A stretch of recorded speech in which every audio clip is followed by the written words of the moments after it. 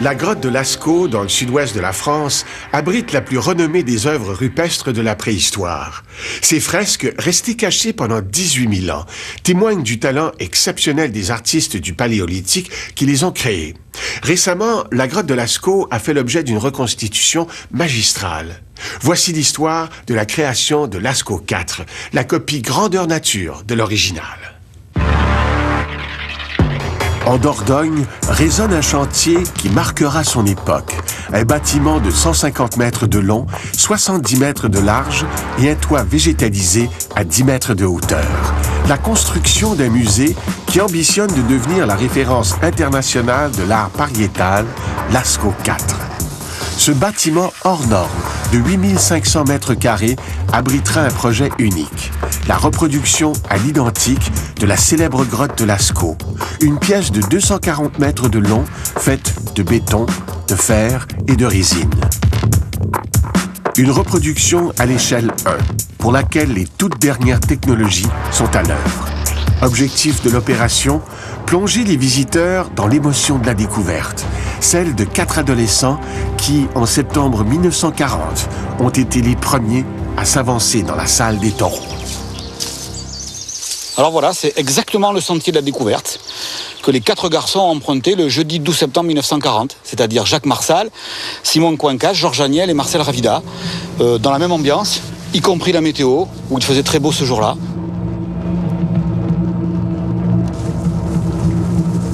Marcel Ravida se balade avec des copains sur la colline de Lascaux, avec des chiens, et puis fin d'après-midi, décide de redescendre à Montignac, et c'est là qu'il traverse le bois de Lascaux. Et en traversant le bois, le chien de Marcel s'échappe, rentre dans un fourré et disparaît. Marcel est intrigué, s'avance, écarte le fourré et trouve en fait une petite cuvette d'1 mètre de profondeur à peine. Et voit le chien qui gratte furieusement au fond. Donc il retire le chien et en le retirant, une pierre dégringole et rend un écho.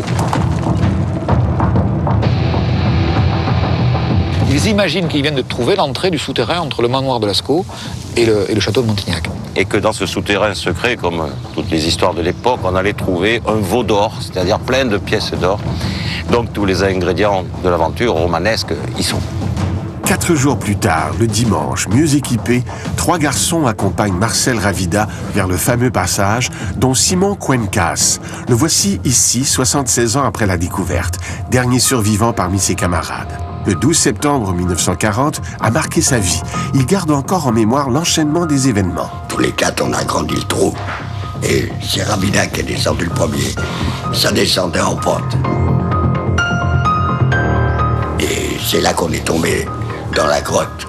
Nous, on avait des lampes et des bougies. Alors, vous voyez l'effet que ça pouvait faire, les ombres et tout. Quand on a vu, c'était extraordinaire.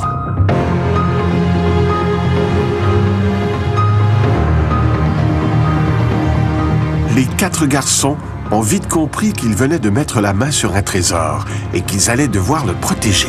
Ils tiennent un petit conseil en dehors de la grotte et se disent « Maintenant, il faut garder le secret ». Cependant, il faudra bien qu'un adulte soit témoin, le garant de leur découverte. Il a fallu le dire au professeur. C'était Laval. Il l'a pas cru au départ. Alors, qu'est-ce qui va convaincre Léon Laval qu'il s'agit non d'une farce, mais bien d'une découverte capitale ? Il faudra en fait qu'un des jeunes qui est bon dessinateur lui apporte des dessins des fameuses peintures pour que là il se rende à l'évidence. Une évidence qui frappe les experts de l'époque, dont l'abbé Breuil, un préhistorien qui se rend à Montignac et authentifie les fresques de Cro-Magnon. Paradoxalement, cette trace ancienne du génie humain apparaît alors que la France est occupée et qu'ailleurs la guerre fait rage. L'urgence est à autre chose. Les peintures de Lascaux vont retomber dans l'ombre pour 7 ans. Et avant qu'un couvercle métallique ne condamne l'entrée de la grotte, elle sera protégée avec les moyens du bord. L'idée est simple, hein, c'est une idée de Breuil et de Laval. Ils demandent aux découvreurs de la grotte de faire un campement et de rester autour de la grotte et de filtrer l'entrée. Après la guerre, le comte de la Rochefoucauld, propriétaire du terrain, et l'abbé Breuil ont une attitude généreuse. Ils décident que ce site, qui est exceptionnel, pour témoigner de ce que qu'était la mentalité et les capacités artistiques des hommes préhistoriques, devait absolument être présenté au public. En 1947, des travaux d'aménagement sont ainsi réalisés. Il est clair que la découverte de la grotte de Lascaux va transformer le village de Montignac. Dès lors, Montignac va s'ouvrir au tourisme avec tous ses excès. Les aurochs vont même quitter la salle des taureaux pour rejoindre le fond des assiettes souvenirs. Certains jours d'été, les galeries de Lascaux verront passer plus de 1500 personnes. Et cette surfréquentation qui va s'en suivre, et qui sera logique, elle ne permettait pas, à l'époque, compte tenu des connaissances, d'anticiper ce qu'était l'équilibre écologique d'un site, la vie microbiologique de parois ornées. On était encore dans le minéral. Tout ça va se décanter dans les années 60, au même moment où apparaissent les problèmes. Les problèmes, ce sont d'abord le développement d'algues microscopiques qui se répandent sur les parois, la maladie verte, puis un voile de calcite, du calcaire, qui couvre les fresques, la maladie blanche. La cavité est effectivement victime d'une crise. Il faut désormais en interdire l'accès. Au moment où la grotte est fermée en 1963, 64, 65, on découvre que ce sera irrémédiable, naît l'idée d'une première copie. Et ce sera Lascaux 2 qui va ouvrir au début des années 80. Le chantier est installé à quelques centaines de mètres de l'œuvre initiale, sur la même colline, dans la même forêt. Une fosse est creusée. Elle abritera une armature de fer et de béton, une sorte de tunnel dans lequel sera sculpté le relief des parois. Une copie de la grotte de Lascaux sera créée de toutes pièces. Un fac-similé à l'échelle qui reprendra une partie de la grotte, celle qui compte le plus de fresques. Des milliers de points de repère sont positionnés sur la voûte avant la réalisation des peintures. Un travail qui mobilisera Monique Pétral et son équipe pendant plus de 11 ans. On avait pris pour principe d'étudier le plus précisément possible, le plus lentement possible, de manière à ce que la restitution soit la plus spontanée possible. 30 ans après son ouverture, la première copie, Lascaux 2, accueille encore chaque année plus de 260 000 visiteurs. Chacun se plonge alors dans la salle des taureaux, dominée par deux aurochs monumentaux. Et c'est vrai que d'ici, vous vous rendrez compte que l'appellation de chapelle Sixtine de la préhistoire, la grotte ne l'a pas volée. Mais seule une partie de la grotte est reproduite, car voici les contours de Lascaux dans sa totalité. 240 mètres de galerie et 900 mètres carrés de parois ornées et gravées. Lascaux 2 ne représente qu'une part minime de son modèle. Les salles les plus riches en peinture, la salle des taureaux et le diverticule axial. Le Lascaux 3 présente au public la scène du puits et les principales fresques de la nef, les bisons adossés, la vache noire, la frise des cerfs. Pour réaliser ces 6 fresques emblématiques, 6 morceaux de grotte itinérants, ce sont d'autres techniques qui ont été mises en œuvre. Et le résultat annonce un projet encore plus ambitieux. Avec l'émergence de moyens et de technologies nouvelles pour sa conservation, pour son étude, est mis en œuvre le concept de Lascaux. Réaliser la copie totale à l'échelle de la grotte de Lascaux, c'est faire un bond dans l'inconnu. Des équipes sont constituées, chacune dédiée à la réalisation d'une paroi, d'un segment de la grotte. Pour tenir les délais, 3 ans, il faudra parvenir à industrialiser le processus. 30 ans séparent les premiers fac-similés de celui-ci. Les techniques ont beaucoup évolué. Lascaux 2, c'est une grotte qui a été faite d'un seul bloc à l'intérieur d'un trou. Tandis que Lascaux 4, c'est plein de petits morceaux de grotte que l'on va ensuite mettre dans un écrin qui est en cours de fabrication à l'heure actuelle. À un jet de pierre de l'atelier, un musée colossal dédié à l'art pariétal est en construction. Il y a donc 2 équipes, 2 lieux, 2 chantiers qui devront bientôt se synchroniser. Les uns réalisent la copie de la grotte, les autres un bâtiment hors du commun. Pour reproduire Lascaux en 3 dimensions, tous mis sur un appui technologique né de la dernière génération des relevés topographiques laser. C'est dans cette grotte de Choranche, en Isère, que cette équipe va nous dévoiler le procédé permettant de réaliser un clone numérique. C'est des scanners qui ont des possibilités d'acquisition de 500 000 à 1 million de points à la seconde, qui vont permettre de recréer une réalité informatique du volume de la grotte. Dès que ce rayon laser va percuter une paroi, un objet, il va vous renvoyer une information spatiale. Et en plus, on a la capacité de pouvoir analyser le retour de lumière de l'impact laser qui sera fonction de la nature des matériaux ou de la couleur du matériau. Le rayon balaie la paroi à 360 degrés. Mais pour qu'aucune zone d'ombre ne subsiste, le scanner sur son trépied est positionné successivement à divers endroits. Ainsi, le relief du moindre recoin de la grotte est enregistré. Dans la salle des taureaux, par exemple, on a dû faire effectivement 4 positions successives du scanner. Ces scanners, ils sont reliés entre eux à partir d'une architecture métrologique qui permet de reconstituer le volume en assemblant les différents points de vue des opérations scanner. L'architecture métrologique, la voici.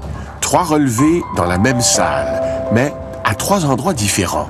Le même repère pour chaque, 3 points au sol. Ainsi, en superposant les relevés numériques, on obtient le volume total de la grotte sans zone d'ombre. Parallèlement, 50 000 photos en très haute définition ont été réalisées. Chacune d'elles intègre des coordonnées qui permettent ensuite de recouvrir en relief le squelette numérique de la grotte. La précision est extrême, 16 pixels au millimètre carré. Pourquoi alors, parmi la multitude de grottes, Lascaux a-t-elle été choisie?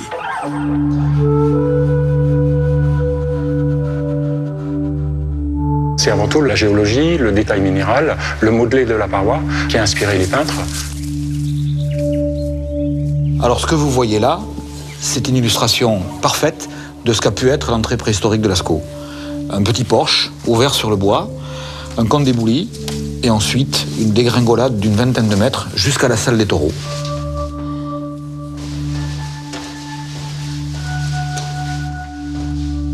Moi qui ai eu la chance de visiter la vraie grotte de Lascaux, notamment avec Jacques Marsal, l'un de ses inventeurs, cette grotte nous replonge un peu dans l'ambiance. C'est en fait le même niveau sonore, la même ambiance minérale, la même température.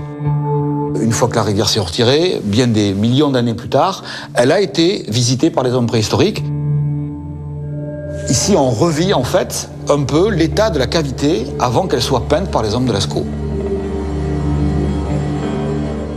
Dans l'atelier, la première chose à reproduire de la réalité de Lascaux, c'est l'aspect général des parois. Dressés sur un cadre d'acier, l'envers du décor, les blocs de polystyrène sont désormais assemblés et forment la paroi, une paroi brute qui reprend le profil de la grotte. Reste désormais à inscrire plus finement l'aspect de la roche. C'est tout le travail des modeleurs qui vont façonner une pâte à papier. La précision est hors norme, l'exigence totale. Pas un centimètre de la grotte ne sera reproduit sans son exactitude minérale. À ce stade, on découvre déjà un des premiers secrets de Lascaux et on devine presque la démarche de l'homme de Cro-Magnon.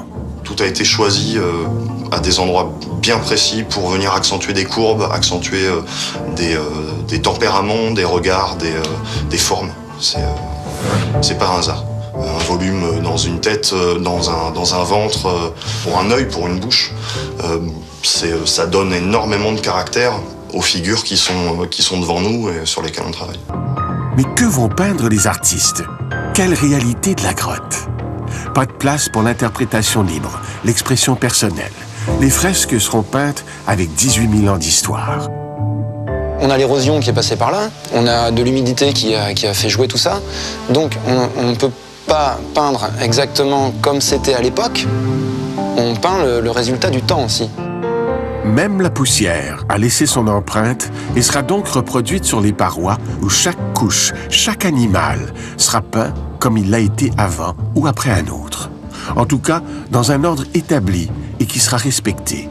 Les couleurs employées sont des pigments naturels, aucune couleur synthétique, des ocres, des oxydes, comme il y a 18 000 ans, sous forme de poudre rangée par teinte, qui passe par un dernier mélange sur la palette des artistes.